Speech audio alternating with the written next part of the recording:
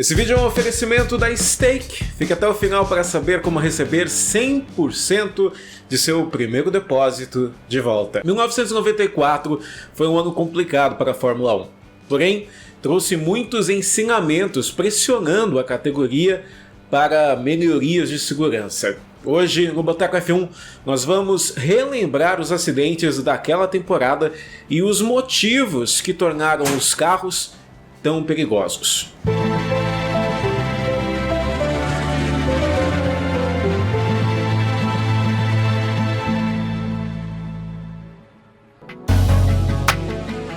Olá, seja muito bem-vindo! Este é o Boteco F1 e meu nome é Sérgio Siverli. Este vídeo está sendo produzido pela gente especialmente para quem é mais jovem. Eu tinha 7 anos em 1994 e revisitar a história da Fórmula 1 também ajuda a entendermos o presente e o futuro da mesma.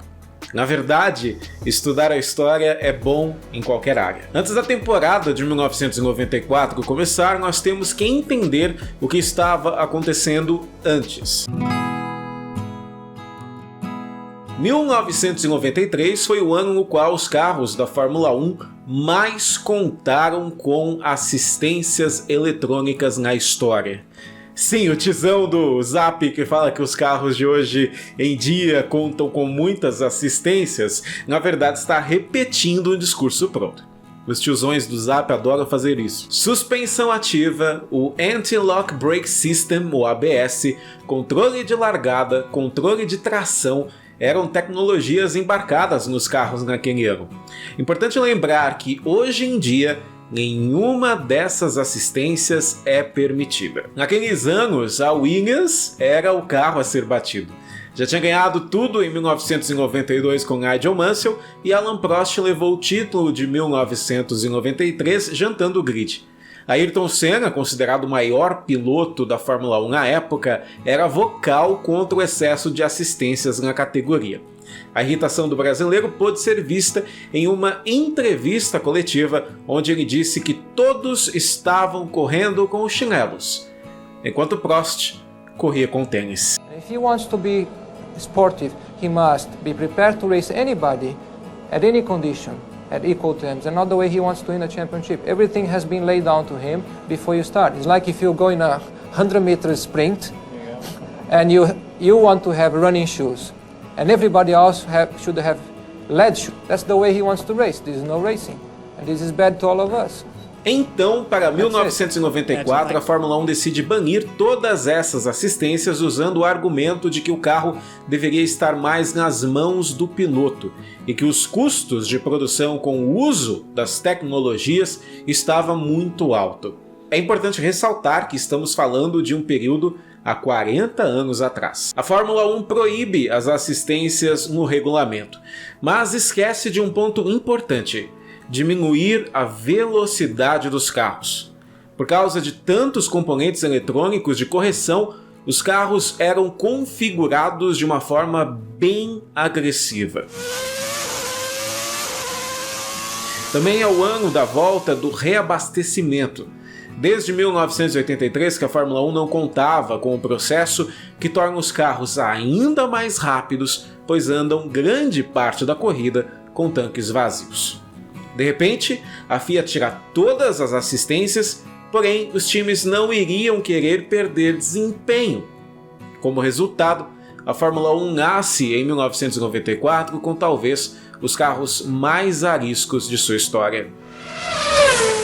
Antes da temporada começar, JJ Leto, piloto assessorado por Keke Rosberg, campeão da Fórmula 1 em 1982, estava testando com a Benetton quando sofreu um acidente lesionando vértebras e o pescoço. Já era um sinal. Quando testou o carro da Williams pela primeira vez, Senna já mostrava preocupação com a instabilidade do modelo. Não demorou muito para o tricampeão dizer que a Fórmula 1 precisava diminuir a velocidade dos carros, senão veríamos uma temporada com muitos acidentes, em suas palavras. E o primeiro acidente bem sério já aconteceu na primeira corrida, o GP Brasil. Na volta 35, Jos Verstappen, ele mesmo, o pai do Max, Martin Brundle, ele mesmo, o comentarista, Eddie Irvine e Karl Wendlinger estavam disputando posições na pista quando estavam para colocar uma volta no retardatário Eric Bernard. Verstappen tentou ultrapassar Irvine, que fechou a porta e o empurrou para a grama. O holandês perdeu o controle, rodou com Irvine e Bernard e bateu na McLaren de Brundle. Se você não prestar tanta atenção no acidente, não verá nada demais. Porém, repara na cabeça do Martin Brundle. A roda traseira direita da Benetton bate com tudo no capacete do piloto. Por sorte, nada aconteceu.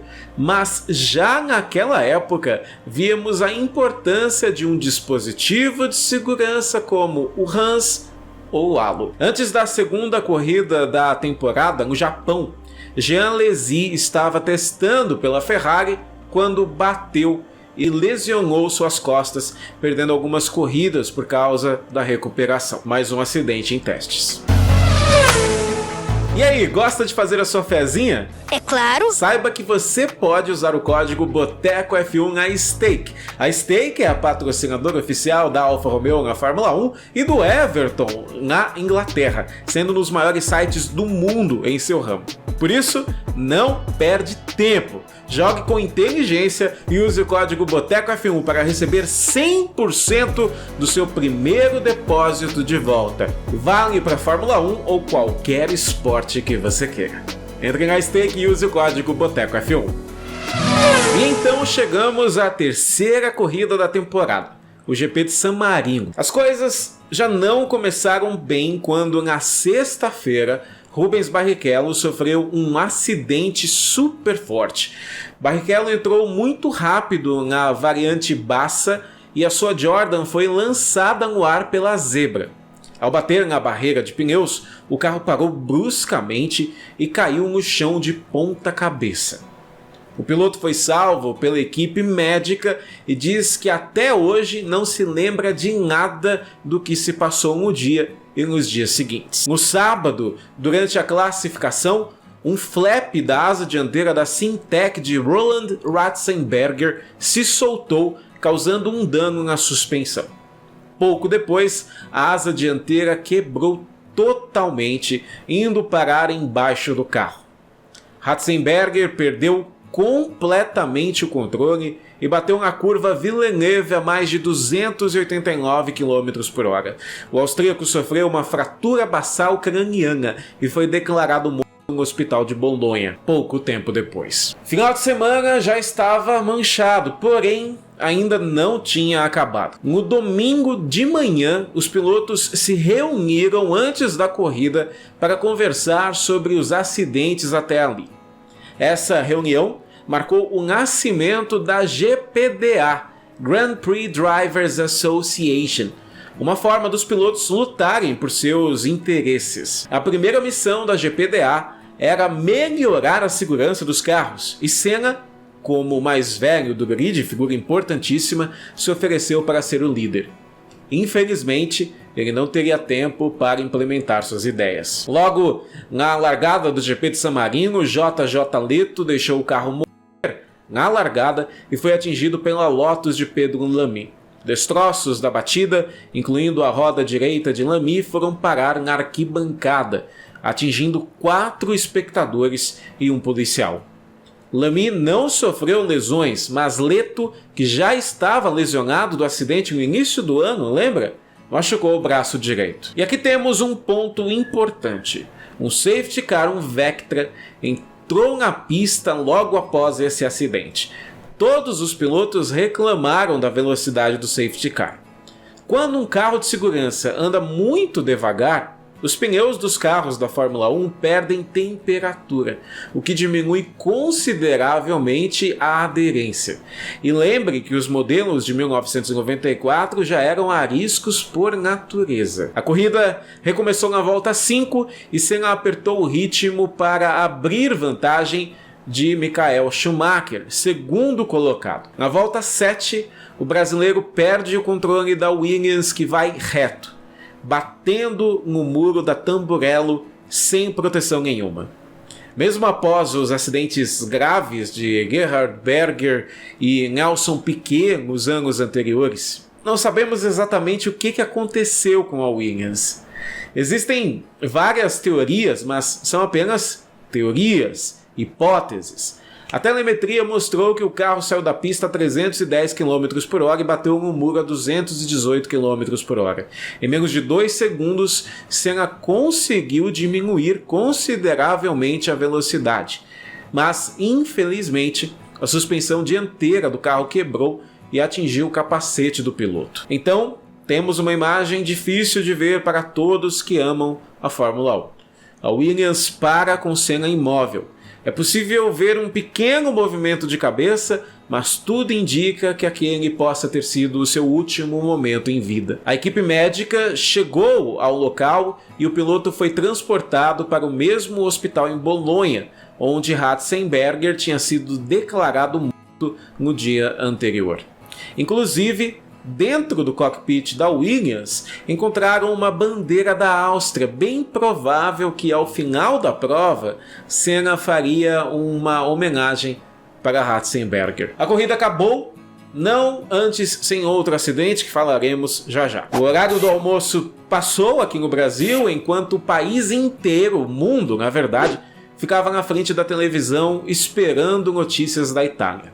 Na tarde, a pior possível veio.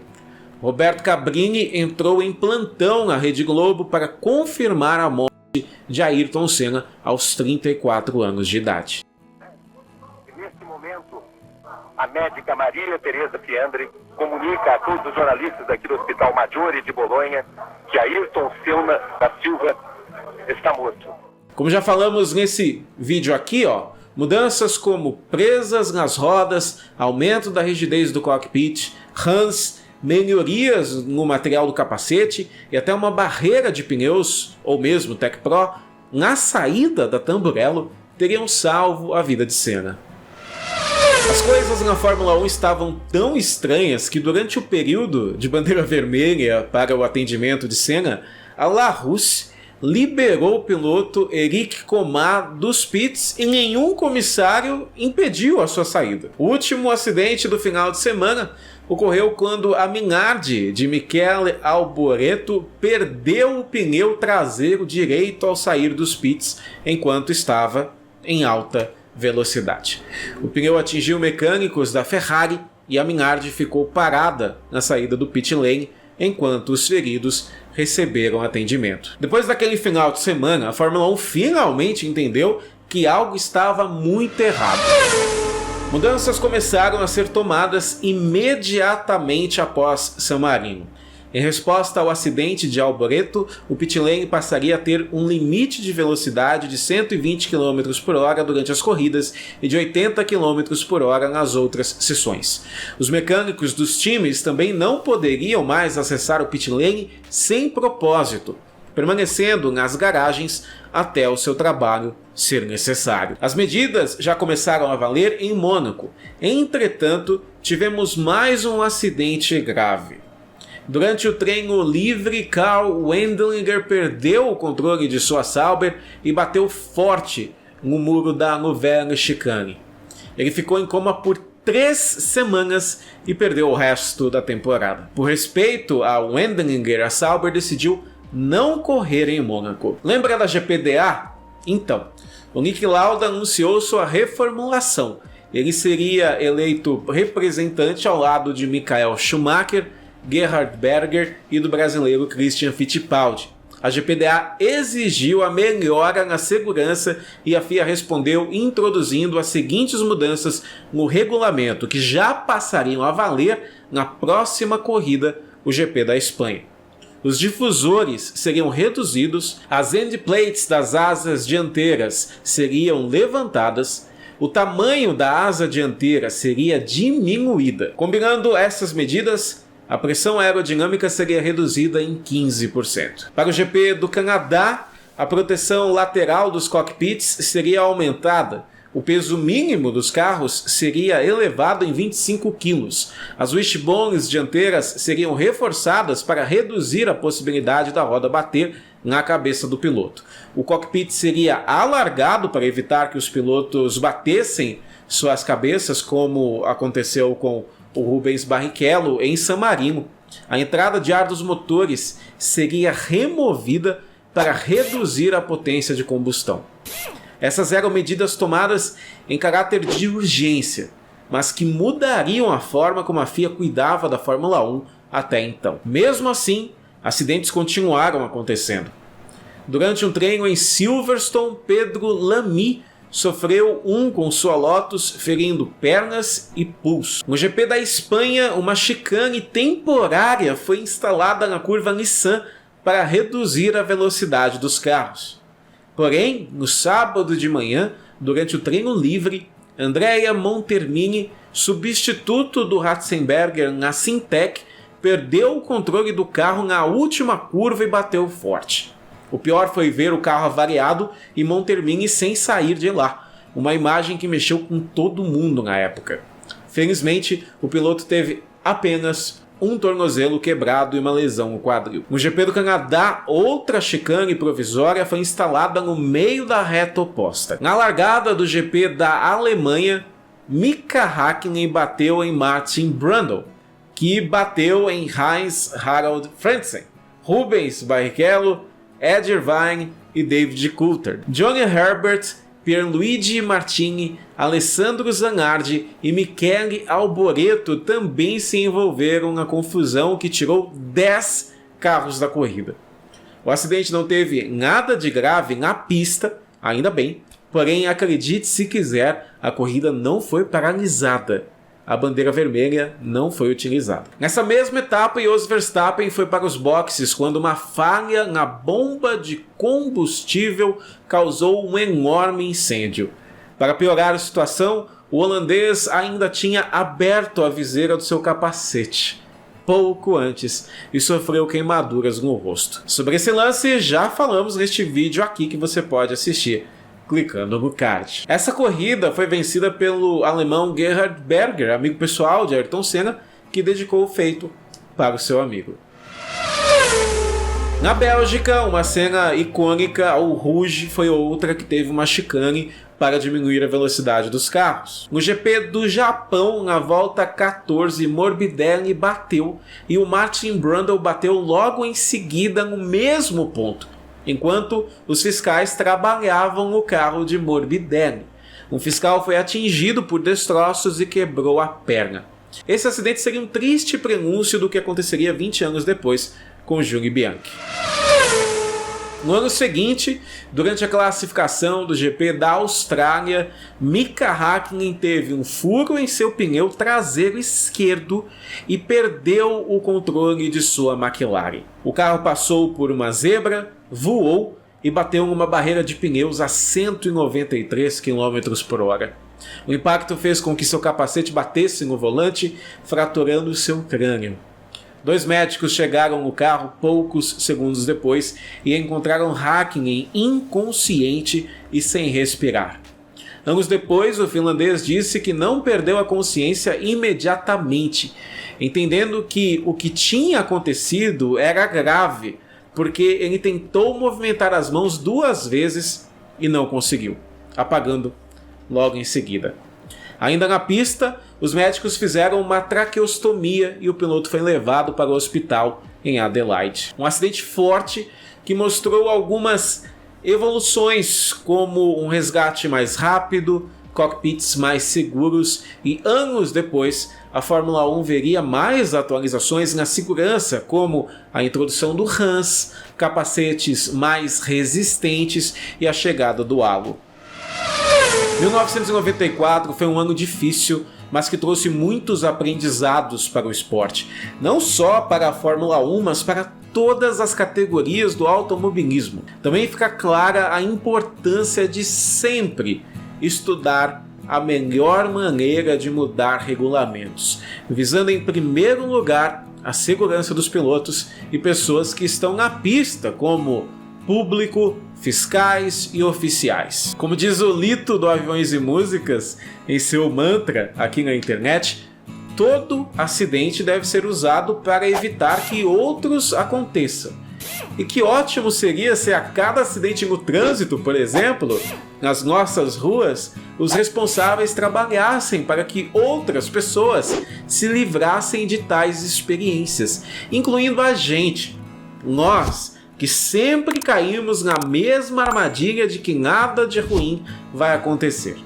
Se seguirmos dessa forma, perderemos a oportunidade de nos prevenirmos. 1994 é um exemplo de como pensar e estudar antes salva vidas, e de que deixar apenas para reagir pode custar muito, mas muito caro.